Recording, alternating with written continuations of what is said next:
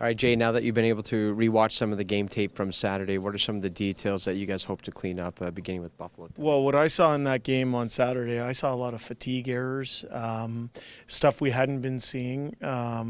But, sometimes it's a fourth game in 6 nights, and it's not an excuse because we're not in the business of making excuses. But I saw some things that I felt we had cleaned up, but obviously we didn't. In the end, we scored 5 goals.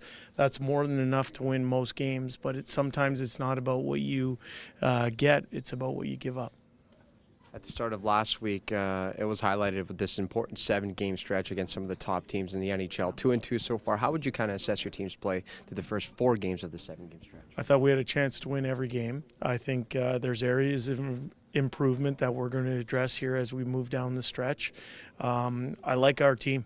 I like our competitive spirit. We're never out of any game, but there's things that have to be addressed if we want to take the next step. And, right now it seems like every team's winning games or every team's in desperation mode to gain points. We're going to face one here tonight that's in the race. And, in order to feel happy at the end of the evening, you got to make sure that every person is contributing and that your details are in the right place. And that's what we're going to need tonight against a really good Buffalo Sabres team. How has Mattias Ekholm changed the complexion makeup of your defense? Now you've had 3 games, or 3 games to 2 games, 3 games to watch. Yeah. He is somebody that's very comfortable in his own skin. He knows what he brings to the table. He plays toward an identity. He doesn't try and get outside of himself. I see someone who, with poise, with a veteran experience level. I like the way he conducts his business. And I'm watching. I watch how he listens to meetings. I watch how he warms up. I watch how his demeanor is when he gets to the rink. He's an impressive individual. I think he's exactly what our team needed. The side benefit is the example he's setting for some of our other players, specifically some of our younger D-men. I think the effect that it's had on Evan Bouchard is obvious. Sometimes to discover is superior to being told. Since you've taken over the team, the Oilers have the best record in the Western Conference, dating back a year plus, highest scoring team in the league, #1 goals for the power play, all that stuff. Yep. Penalty killing. Yep. How different do you feel about your penalty killing knowing you have Mattias and Vincent Desharnais, as well as Buke said now as an option? Yeah, Is it and a little bit different feel? Yeah, it's a different feel. I think the one thing about all of them is that, I'm just glad we have sweaters that fit them because they're all 6'4" and above.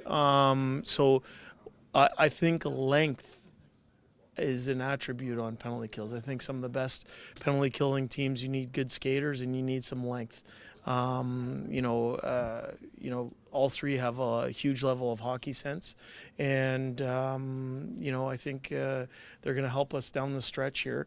Find a way to continue and improve in that area. Jay, what's it like watching Connor actually elevate his game to another level this year? Well, I would say this. I've said a few things about it. I feel like I answer this question a lot. It's my first time in Buffalo this year. So the best way I can say it is something that I've told the local media numerous times, is that when you are witnessing what we're witnessing, sometimes you become numb to the brilliance that you're seeing on a day-by-day basis. And the kind of story I've told, I heard or read it somewhere or heard somebody say this, but it's almost like living at the foot of Mount Everest, which means you walk outside, you see this spectacular mountain, the biggest mountain in the world every day. Sometimes you become numb to how special that is. That's how I feel about Connor. What not everybody gets to see is the amount of work and dedication that I get to see. I see that on a day in, day out basis. I see sacrifice. I see drive to win. And I see someone who is, it's scary to say this, but I think there's more there. And if there's anybody that's going to work to achieve his full potential, it's Connor McDavid. What are like to coach him then? What's it like to coach them? It's special. I'm fortunate that in my NHL career as an assistant coach, I got to coach him and Leon. And I had the experience of coaching some Hall of Fame players along the way in Detroit and in San Jose.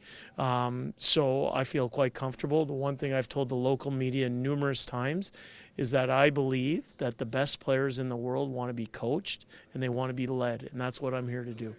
What are the dangers of playing a team like Buffalo that has very little playoff experience, and they seem to be able to bounce back from, they seem unintimidated about whatever challenge they face so far this year?